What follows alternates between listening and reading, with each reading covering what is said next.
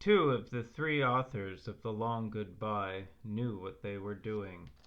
When he made his movie, Robert Altman broke the streak.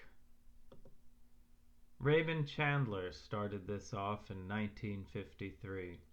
His book is a rambling tale of a private detective in Los Angeles.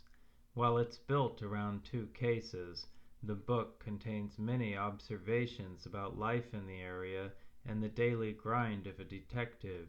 We see cases and people come and go. Chandler's best observations are about local politics. He points out that a candidate who has the cowboy look and is good with photo opportunities can get re-elected again and again without doing very much. Viewed another way, The Long Goodbye is a Cubist autobiography. It's all there. Lots of shell-shocked veterans muddle through life. One case has to do with babysitting an alcoholic writer so that he can meet his deadline. Philip Marlowe lives alone and knows why. Chandler was all of these things in his characters.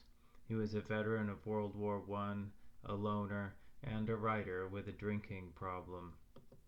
Leigh Brackett, an old-school screenwriter, knew that a movie doesn't have time for all that. She streamlined it, taking everything out but the two main cases. There was the alcoholic writer on deadline, along with another case that leaves Marlowe with nagging doubts that keep coming back. Her version moves quickly. Howard Hawks was still alive then, and he would have been the perfect director for it. Robert Altman's movie was made on the heels of the screenplay, but it's shot through with improvisation and changes. Such things work if you understand the source material. Altman clearly didn't. First, there are Marlowe's four female neighbors. They are always dancing topless on the deck of their apartment. Second, the film is the only instance where Marlowe has a cat. In the book, he has too much of an inner dialogue to have a pet. He is constantly out of bars and restaurants. In Brackett's screenplay, he's too busy. Showing a cat in her movie would waste time and derail the story, as it did in Robert Altman's movie. There's even a long scene where Marlowe wanders around a store before finally buying some cat food. Lastly, Altman's Philip Marlowe smokes so much that he's a nervous wreck. The Marlowe of Chandler and Brackett is able to calmly think things through.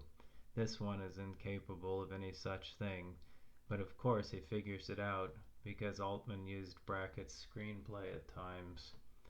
Altman was good, however, at choosing interesting locations. This is the high tower in Hollywood, the site of Marlowe's apartment. The book had him living in Laurel Canyon. Have you seen or read The Long Goodbye? What did you think?